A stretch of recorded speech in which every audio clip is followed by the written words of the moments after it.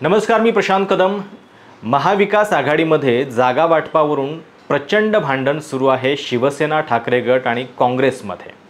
नाना पटोले विरुद्ध संजय राऊत यांच्यामध्ये बैठकीमध्ये कशी हमरीतुमरी झाली याच्या खमंग बातम्या मीडियामध्ये सुरू आहेत। खरं तर लोकसभा निवडणुकीच्या निकालानंतर प्रचंड कॉन्फिडन्समध्ये असलेल्या महाविकास आघाडीनं हरियाणाच्या निकालातून अजूनही धडा घेतल्याचं दिसत नाहीये।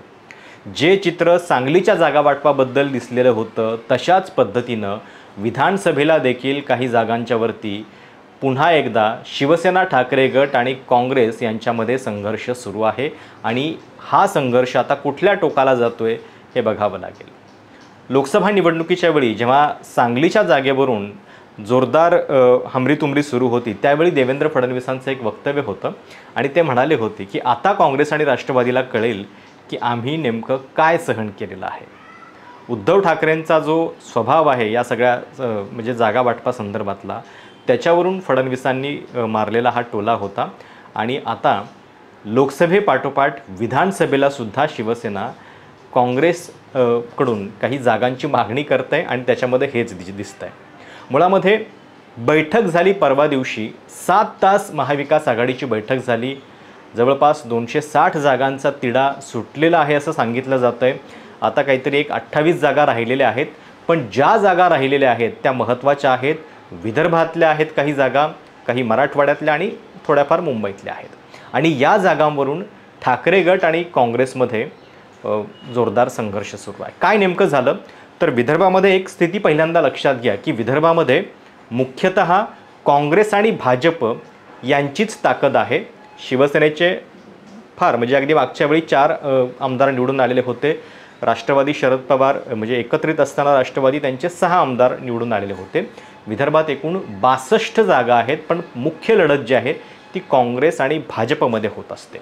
आता काँग्रेसचं म्हणणं असं आहे की जर विदर्भामध्ये आमची ताकद आहे तर इथं आम्हाला लढू द्या, तुम्ही इतर ठिकाणी तुमची ताकद जी आहे ती दाखवा। त्यामुळे विदर्भातल्या त्यातही विशेषतः पूर्व विदर्भातल्या जागा द्यायला काँग्रेस तयार नाही आहे। दुसरीकडं शिवसेनेचं म्हणणं काय आहे की आम्ही लोकसभेच्या निवडणुकीमध्ये रामटेकसारखी जागा आम्ही सोडलेली होती। आता रामटेकचे खासदार हे शिवसेना ठाकरे गटातून शिंदे गटाकडे गेलेले होते, कृपाल तुमाने, पण तरीसुद्धा शिवसेनेचा त्या जागेवरती हक्क होता कारण ती त्यांची सिटिंग जागा होती।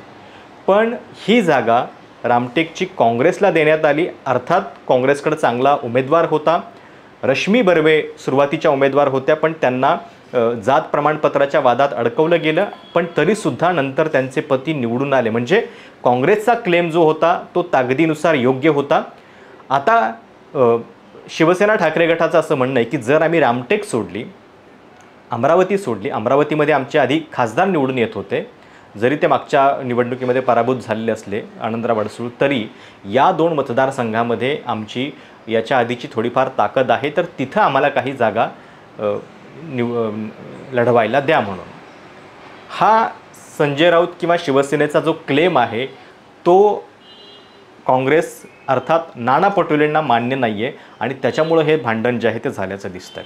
आता नेमक्या कुठल्या याच्यातल्या जागा आहेत तर एकतर मी आत्ता जसा उल्लेख केला तसं रामटेक, तुमसर, दर्यापूर, सिंदखेड राजा, कामठी, भंडारा तसे या विदर्भातल्या आहेत आणि सोबत मराठवाड्यातल्या काही आहेत, हिंगोली, उदगीर, गेवराई आणि मुंबईतल्या भायखळा आणि वर्सोवा। याच्यामध्ये कुणी लढावं याच्यावरून हा सगळा वाद चालू आहे। आता बातम्या अशा पण आल्या की याच बैठकीमधून संजय राऊतांनी थेट काँग्रेसच्या हायकमांडला फोन लावला आणि सांगितलं की जर अशा पद्धतीनं म्हणजे चर्चा असतील, नाना पटोले असतील पुढच्या बैठकीमध्ये तर आम्ही उपस्थित राहणार नाही वगैरे वगैरे। त्याच्यात खऱ्या खोट्याचा किती भाग हा वेगळा, पण या सगळ्या जागांवरून संघर्ष टोकाला गेल्याचं मात्र दिसतंय। आता बघावं लागेल की या ठिकाणी पुन्हा सांगली पॅटर्न होतोय का, मैत्रीपूर्ण लढती ज्या आहेत त्या लढवल्या जात आहेत का आणि तशाच पद्धतीनं काँग्रेस आणि ठाकरे गट आपली ताकद जी आहे ते दोघंही एकाच वेळी दाखवायला जातील का। आता एक लक्षात घ्या की म्हणजे विदर्भातलं नेमकं चित्र जे आहे ते गेल्या 2 निवडणुकांमध्ये काय होतं हे आपण आधी बघूयात। ते ग्राफिक्स मी तुम्हाला दाखवतो। 2014 आणि 19 या 2 निवडणुकांमधली ही आकडेवारी आहे। विदर्भात एकूण जागा आहेत 62, त्याच्यापैकी भाजपनं 2014ला 44 जागा जिंकलेल्या होत्या. मागच्या वेळी त्या जागा कमी झाल्या, 29वर आकडा आला. शिवसेना एकत्रित होती अर्थातच, दोन्ही वेळा 4-4 जागा आल्या त्यांच्या. काँग्रेस 2014ला 10, 2019ला 15 जागा आल्या. राष्ट्रवादी एक होती, 6 जागा आल्या. प्रहार बच्चू कडू एक जागा होती 2014ला, 2019ला 2. इतर आधी 2 होते, आता 6 आहेत. म्हणजे एक दिसतंय की भाजप आणि काँग्रेसमध्ये इथं प्रामुख्यानं लढत आहे. मागच्या वेळी भाजपचा आकडा विदर्भात प्रचंड घसरलेला होता, म्हणजे 122 वरून ते 105 वरती आले. याचं कारण विदर्भातली त्यांची ताकद 44 वरून 29 वरती आली. आणि आत्ता लोकसभेच्या निवडणुकीमध्ये सुद्धा 10 जागा आहेत विदर्भामध्ये, त्यातल्या 5 जागा या काँग्रेसनं जिंकलेल्या आहेत. तर ठाकरे गटाचा एक तिथं आमदार निवडून आलेला आहे, संजय देशमुख, आणि शरद पवारांच्या पार्टीचा एक, अमर काळे, हे विदर्भात जिंकलेले आहेत. विदर्भामध्ये 10 पैकी भाजपला केवळ 2 जागा मिळालेल्या आहेत लोकसभेच्या, आणि शिंदे गटाला 1. म्हणजे विदर्भातली ताकद जी आहे ती लोकसभेलाच भाजपची कमी केलेली आहे, आणि ती आम्ही कमी केली आहे हा काँग्रेसचा दावा आहे. म्हणून तिथं आम्हाला लढू द्या, हा काँग्रेसचा तर्क आहे. आता खरं तर या तर्कात किती आधार आहे हे पण लक्षात घ्यायला पाहिजे. मुंबईमधल्या जर जागा आपण बघितल्या, म्हणजे शिवसेनेचं म्हणणं हे पण आहे की आम्ही मुंबईतल्या 12 जागा तुम्हाला सोडल्या, मग तुम्ही आम्हाला विदर्भात जागा द्यायला पाहिजे. पण एक लक्षात घ्या की विदर्भामध्ये जशी काँग्रेसची बढत आहे किंवा काँग्रेसनं जसं भाजपला हरवलं आहे, तशाच पद्धतीनं ज्या ठिकाणी मुंबईत ताकद आहे शिवसेनेची, तिथं त्यांनी पूर्णपणे शिंदे गटाला हरवलेलं आहे का? तर मतांच्या टक्केवारीमध्ये असं दिसतंय की मुंबईतले जे विजय झालेले आहेत ते फार कमी मतांनी झालेले आहेत, आणि मतांची टक्केवारी जी आहे ती महायुतीकडं सुद्धा मोठ्या प्रमाणामध्ये मुंबईत आहे. मुंबईत एकूण 6 खासदार आहेत, पैकी 2 खासदार हे महायुतीचे आहेत आणि 4 खासदार काँग्रेस आणि शिवसेनेचे आहेत.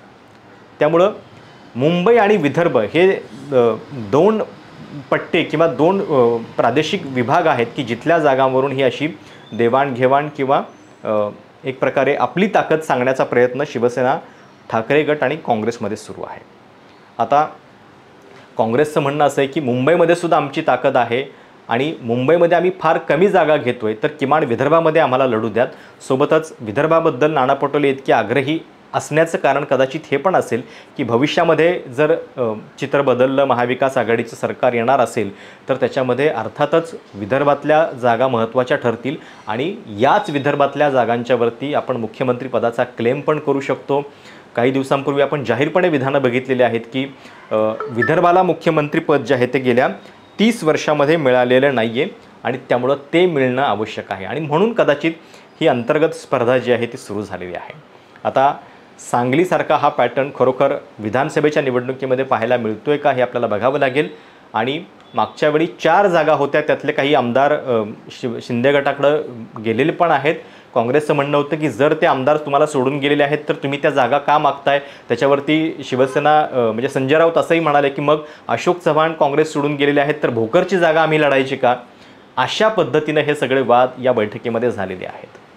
आता बघावं लागेल की हा जागा वाटपाचा वाद जो 25-28 जागांवरती राहिलेला आहे तो किती सामंजस्यानं सोडवला जातो. दिल्लीमध्ये आता काँग्रेसच्या नेत्यांना बोलवलं गेलेलं आहे.